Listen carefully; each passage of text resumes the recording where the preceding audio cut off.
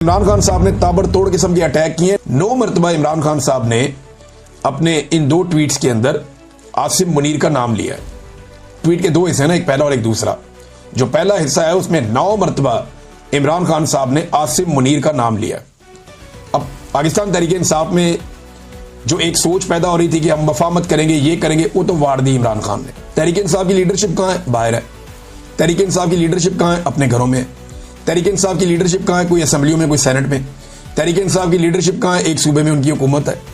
तो वो इंजॉय करने के बावजूद वो डरे हुए हैं एस्टेब्लिशमेंट से और मफामत करना चाहते हैं। और एक आदमी जो जेल में है और बदतरीन जेल काट रहा है, रोजाना मार खा रहा है, ज़हनी और जिस्मानी टॉर्चर सह रहा है, और ये टॉर्चर ही है जिस तरह उसको रखा गया इस उम्र में इमरान खान साहब को।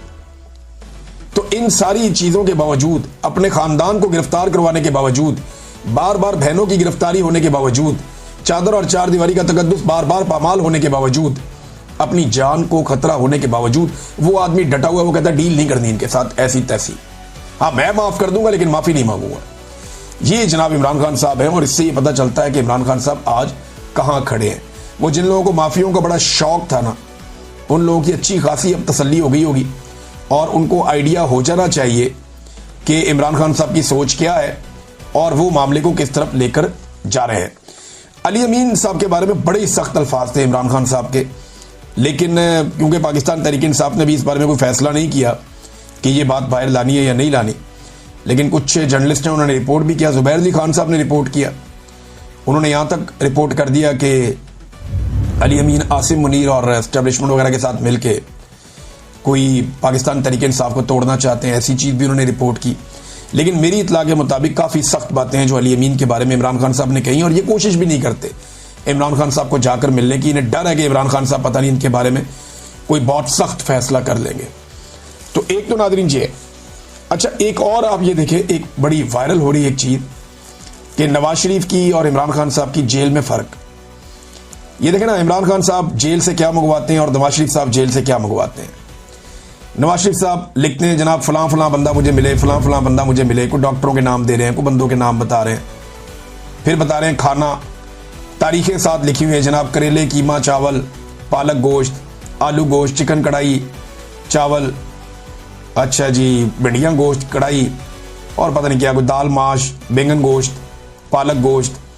तो ये मियाँ साहब का जो आता था लिस्ट या लवाजमात, वो जेल से ये होते थे। 22 मुलाकातों की एवरेज मियाँ साहब की निकल रही थी, 20-22 मुलाकातों की पर डे। जितने दिन वो कैद रहे, बोल तो वो कैद रहे ही नहीं, बड़े आज़ाद ही रहे मियाँ साहब, लेकिन जितने दिन वो जेल में रहे उनकी 20-22 मुलाकातें एवरेज हर दिन के हिसाब से होती थी। 200-200, 300-300 बंदा जेल के बाहर आराम से खड़ा होता था और बिल्कुल वीआईपी माहौल में होते थे। मियाँ साहब के पास लिस्ट आती थी, मियाँ साहब टिक मार्क करते थे, ये बुला लो, ये बुला लो, ये बुला लो, बंदे अंदर आ जाते थे। मौजें लगी हुई थी मियाँ साहब की जेल में। एक वो जेल थी और एक ये जेल है जिसमें इमरान खान साहब इनकलाबी किताबें मंगा के पढ़ रहे हैं। सलाउद्दीन अयूबी की इमरान खान साहब किताब पढ़ रहे हैं।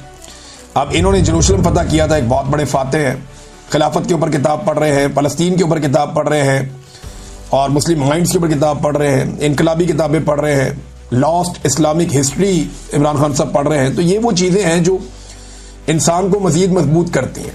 और नैरेटिव बिल्डिंग जो इमरान खान साहब की है वो तो पहले ही बहुत कमाल है। तो ये इमरान खान साहब ने वक्त ज़ाया नहीं किया ये लिस्ट लिखने में कि मैंने कल क्या खाना है, परसों क्या खाना है, तरसों क्या खाना है। ये मैंने शहबाज शरीफ की भी लिस्टें पढ़ी हुई हैं, नवाज शरीफ की भी पढ़ी हुई हैं। तो उनमें कितना फ़र्क है देखें आप। दोनों की जेल में फ़र्क है, दोनों की ज़िंदगी में फ़र्क है, और अवामी मकबूलियत में भी दोनों का ज़मीन आसमान का फ़र्क है। नाज़रीन, जो एक इंतहाई अफसोसनाक सूरत हाल पैदा हो गई है सैलाब के बाद, दरिया सतलुज में और दरिया चनाब में भारत ने बहुत पानी छोड़ दिया, क्योंकि भारत में भी बहुत बारिशें हो रही हैं और दरिया तवी जिस तरह पुलों को बहाता हुआ लेकर जा रहा है। पाकिस्तान में कई दहाइयों के बाद इस तरीके से भारत की जानिब से पानी छोड़ा गया है। अब भारत जब दिल करता है पाकिस्तान का पानी बंद कर देता है, जब दिल करता है छोड़ देता है। कई देहात ज़ेर-ए-आब आ गए हैं। सियालकोट जो है वो बारिशों की वजह से पूरा शहर डूब गया है। नारोवाल की बड़ी खौफनाक सूरत हाल है। चावल की खड़ी फसलें जो है उनके ऊपर अब पानी तैर रहा है। आबादियाँ जो है वो पानी में डूब चुकी हैं और किसानों का बहुत ज़्यादा नुकसान हो रहा है, बहुत ज़्यादा नुकसान हो रहा है। अब जितनी रेजिडेंशियल सोसाइटीज़ पानियों के रस्तों में बनाई गई थी, उनके अंदर पानी दाखिल होने का खतरा बहुत बढ़ गया है। लाहौर में अनाउंसमेंट की जा रही है, आज जब आप ये वीलॉग सुन रहे हैं तो आज शाम तक ये पानी क्रॉस करेगा लाहौर को और आगे जाएगा कसूर की जानिब। और यानी पत्तों की जानिब जाएगा, हेड बलोगी की तरफ जाएगा और उससे पानी फिर ये आगे बढ़ेगा साहिवाल की जानिब और वहाँ से आगे फर्दर दरिया सिंध की तरफ जाएगा पानी। अब ये 2 लाख क्यूसेक से ज़्यादा पानी है रावी में, और ये शायद 1988 के फ्लड के बाद इतना पानी बीच में कभी नहीं आया। तो ये बड़ी खौफनाक सूरत हाल है। अब तो पानी पे बहुत बंद बांधे हुए हैं। खतरा ये है, बहुत सारे दोस्तों से मेरी बात हो रही थी, वो कह रहे थे जी बहुत खतरात मौजूद हैं, अगर ये पानी मजीद बढ़ता है और इसकी मिकदार बढ़ती है तो फिर नुकसान का बड़ा अंदेशा है। जो रेजिडेंशियल सोसाइटियाँ उनमें अलीम खान साहब की है, एक दो और लोगों की है, कोई एक बता रहे थे कि लेक सिटी है, एक का कोई और नाम है, मुझे नाम इनके याद नहीं है सोसाइटियों के, लेकिन वहाँ पे वो मट्टी के बंद बांधने की कोशिश कर रहे हैं। ये मट्टी के बंदों से कब रुकता है पानी? जब ये पानी आएगा अपने प्रेशर के साथ तो ये अपना रास्ता खुद ही बना लेगा।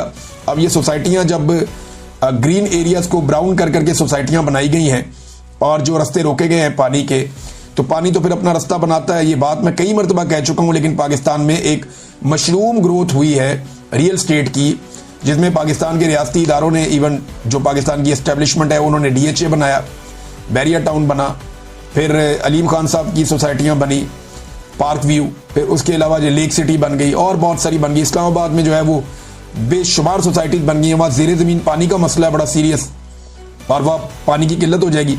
अब इस्लामाबाद में जो मोटरवे के ऊपर सोसाइटियाँ बन रही हैं ना, उन्हें ये पता ही नहीं है कि उनके आसपास ऐसा कोई वाटर रिजर्व नहीं है जहाँ से वो ज़ेरे ज़मीन पानी उनका पूरा होता रहेगा।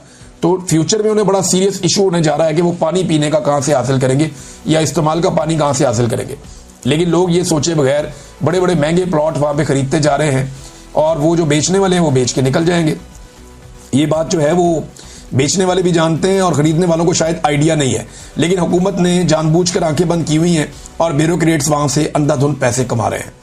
रावी के किनारे बहुत सारी रिहायशी कॉलोनियों में अब ऐलान भी किया जा रहा है, लोगों को कहा जा रहा है कि अपना साजो सामान लेकर आप यहाँ से निकल जाएं। सियालकोट डूबा हुआ है, नारोवाल डूबा हुआ है और अभी जो लाहौर है वो भी खतरे में है, वहाँ पे अनाउंसमेंट्स की जा रही है। शादरा जो है उसके बारे में कहा जा रहा है कि वो भी खतरे में है, वहाँ पे पानी दाखिल हो सकता है, पहले भी हो चुका है पानी वहाँ पे दाखिल और ये एक बड़ा खतरा है। कसूर में कई देहात जो है वो ज़ेरे-आब आ गए हैं और लगातार पानी जो है सतलुज से आने वाला पानी, ये सतलुज और चनाब और रावी, ये 3 दरिया है, ये एक साथ मौजूद है। पहला दरिया सतलुज आता है बॉर्डर के करीब, उसके बाद एक दरिया रावी आता है और उसके बाद अगला दरिया चनाब है। और ये दरिया तवी के अंदर बहुत ज़्यादा पानी भरता जा रहा है कश्मीर की जानिब से, और वो जिस तरह पुल बह रहे थे, जिस तरह पुल गिरते जा रहे थे, वो सारे मनाजिर देखकर ऐसा महसूस हो रहा था कि ये पानी अपने रास्ते में आने वाली चीज़ों को तबाह करेगा। किसान पहले ही बहुत बुरी तरह तबाह हो गया, गंदम में उसको बहुत मार पड़ी है, अब अगर चावल में उसके साथ ये हो जाता है तो अगली फसल की तैयारी नहीं वो कर पाएगा। अगर ये पानी इकट्ठा हो जाता है ज़मीनों पर तो ज़मीन का नुकसान होता है और दोबारा ज़मीन की तैयारी पे बहुत ठीक ठाक खर्चा आता है। वो खर्चा किसान कर नहीं पाएगा क्योंकि किसान की पहले ही फसली तोड़ दी है इन्होंने, और गवर्नमेंट क्या इतना पैसा दे पाएगी किसान को? कैसे करेंगे ये सारा कुछ? मुझे तो समझ नहीं आ रही। और अभी फिर 300 रुपया कीमत मजीद बढ़ा दी गई है गंदम की फी मन के ऊपर। यानी किसान ने जब बेची तो 2000 रुपये रखी हुई थी गंदम फी मन, 2200 में बेचारा बेचता था, अभी चंद दिन पहले इन्होंने 2800 कर दी।